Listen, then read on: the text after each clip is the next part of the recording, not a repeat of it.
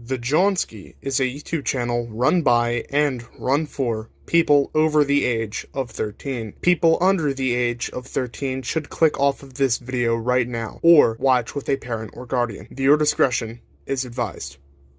You don't scare me! Milk is freaking 10 Englishman. My name is Kim Prem and welcome back to another video here on the YouTube channel. Today we'll be looking at a when I'm recording this, new Transformers Studio Series 86 figure. That being the, at the time, brand new Studio Series 1986 Deluxe Class Brawn. Now, before we take a look at the figure, let's take a quick look at the packaging. Very top of the box, and on the front we have the Transformers the movie trades, as well as the Tomy trades and the Generations trades. Big Transformers logo in the front. Brawn running at you going, Decepticons, before he gets shot in the shoulder and then dies. 8622. Studio Series, his name is Brawn, he's an Autobot. On the side here we have a larger photo of that Brawn running at you before he yells Decepticons and then gets shot. Deluxe Class. On the other side we have that same exact photo, just a little less zoomed in. We have the Autobot sigil there with the slipcover, as well as the authentic stamp of approval. On the very back we have the big screen inspired thing, the scene in which traumatized an entire generation. The product itself with the 23 steps and a tiny little description for you. On the bottom is some legal jargon, and on the bottom of the box, more legal jargon. And that is pretty much it, my friends, except for the fact that this is a Studio Series 86 figure, so there is, of course, a display stand, which is, I believe, a new background, which is, of course, the scene in which he gets shot in the shoulder and dies. But, of course, I don't really care about this, because, as you know, you only really care about the packaging if you are a box store card collector, of which I am not. I'm here to open and review toys, and that is just what I want to do. Freeze frame.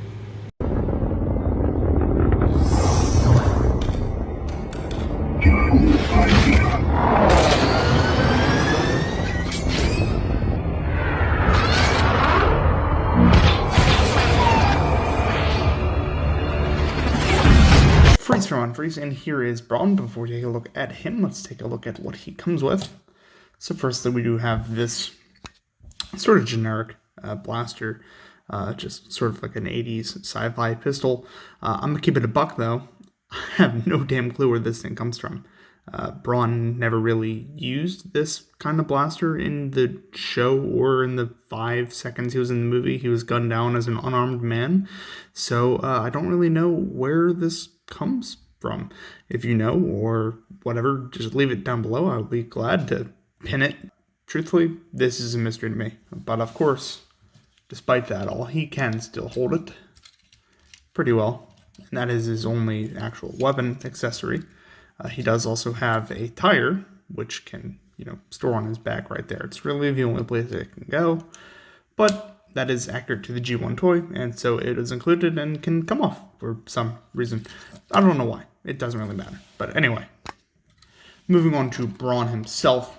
Brawn is absolutely a spitting likeness of his G1 self. He looks absolutely fantastic. Getting in nice and close here, we can see those really nice baby blue eyes that we're getting on these newer Studio Series 86 figures, as well as the very nice matte tones of the cartoon, all printed and painted all up and down his body. His entire chest piece here is, I believe, cast green, but it's all painted yellow. So that's probably going to chip over time, truthfully. But it looks very good as of right now. Keep going. On the back, we do have those painted windows, which I'll talk a little bit more about. Going down though, silver arms, some silver knee pads, and everything else is, of course, green. Autobot symbol on the back of his head there, because that'll become the hood of the car. But other than that, that is pretty much it for his looks. As for his articulation, we do have a very stubborn swivel at the head.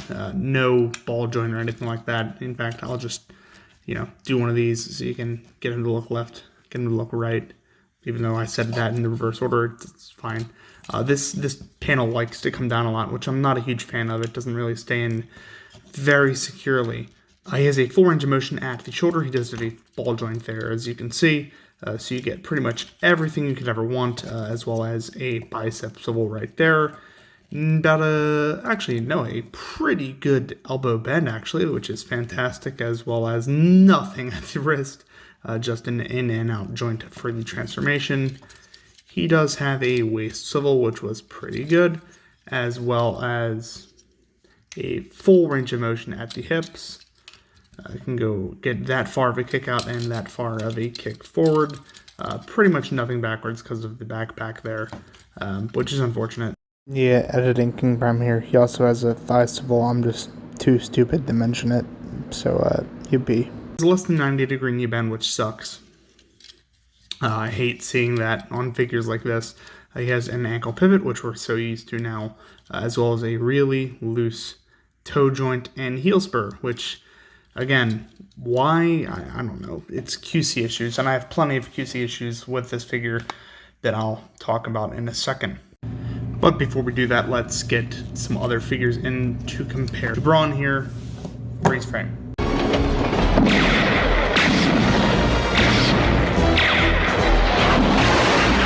Freeze frame unfreeze, and here is Brawn next to a little Lego minifigure, such as the Batman. Here he is next to our previous Transformers review, that being the Transformers Legacy Blitzwing. And here he is next to our old friend, Transformers Earthrise Optimus Prime. As you can see, he's very small, which is accurate. I'll give it that much. Alright, but before I blubber on about comparisons too much, let's move on to the transformation so I can show you exactly how Brawn works. Freeze frame. Freeze frame unfreeze. Come and get some, you little bitch!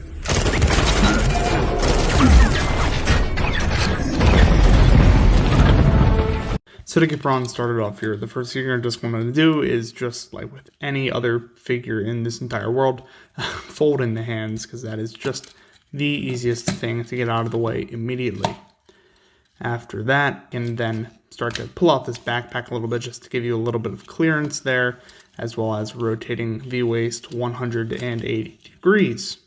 After that, you can, if you want to, untab this front part and roll around Brawn's head, and then on this little arm here, just pull out and rotate down that little assembly that houses the ball joint for the shoulder. It does, in fact, just have a little hole in there that goes right over this tiny little peg.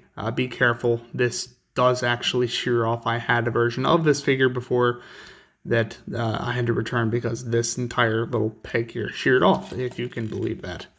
So I had to return the whole thing, but just do the same thing on the other side.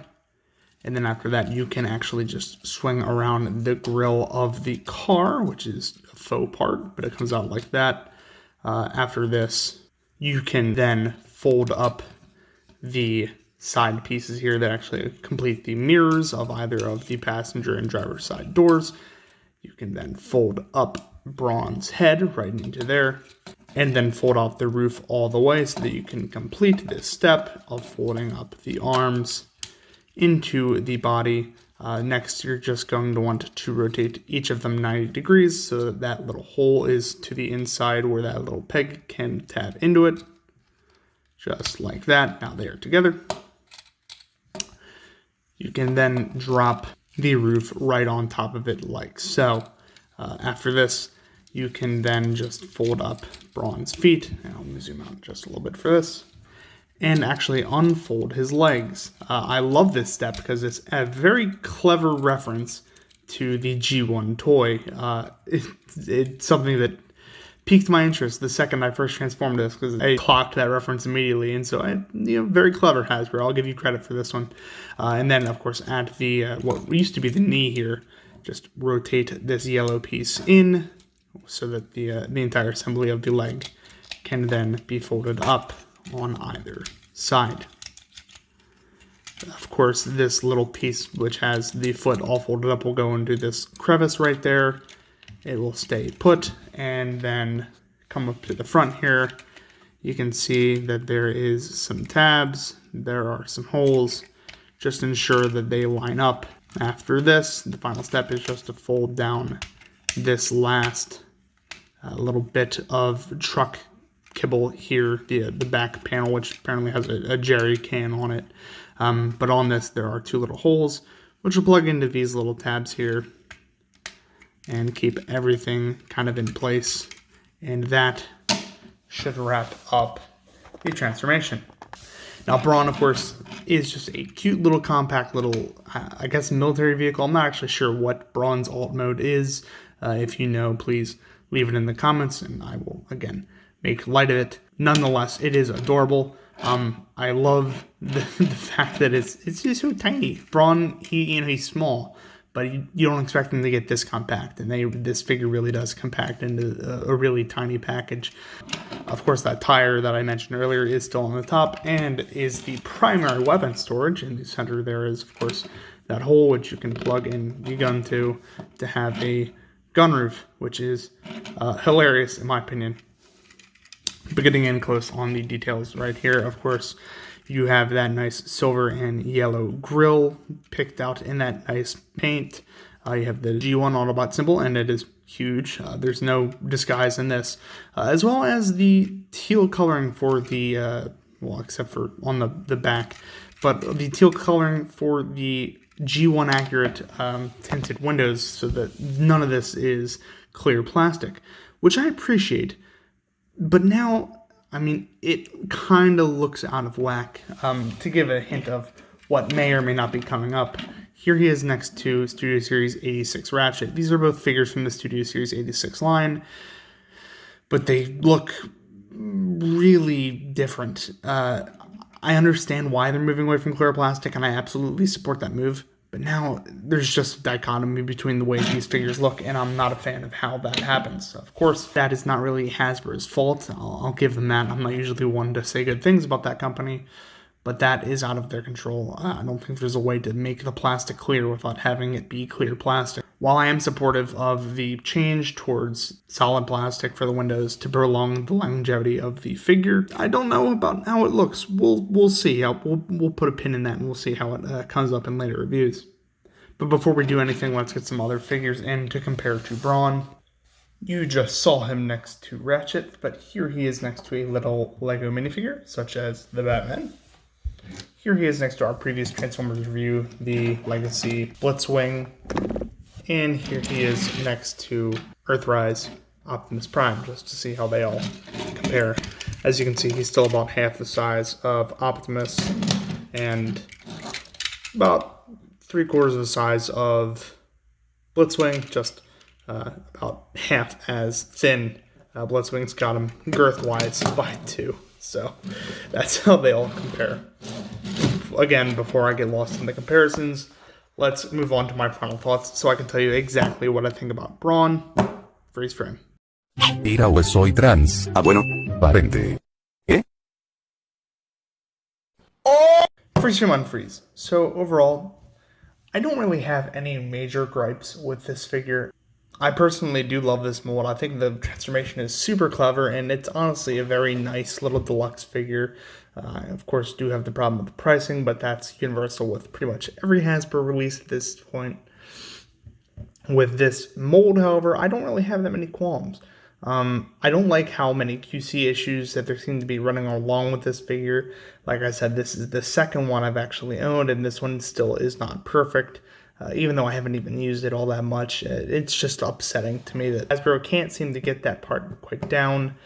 On top of all that, one thing that I've seen running around is that even though this is a Studio Series 86 figure, it would have been nice to have seen a couple of, blast effect ports on the body to recreate at least the attack on the shuttle from the 86 movie, which of course is now going to be released in a 2-pack with Ratchet.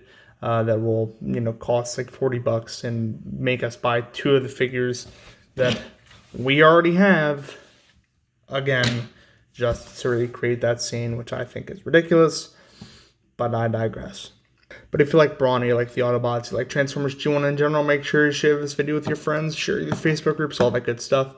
If you like the video, make sure you like, comment, and subscribe down below. It keeps helping me pump out this content, keeps helping the channel grow.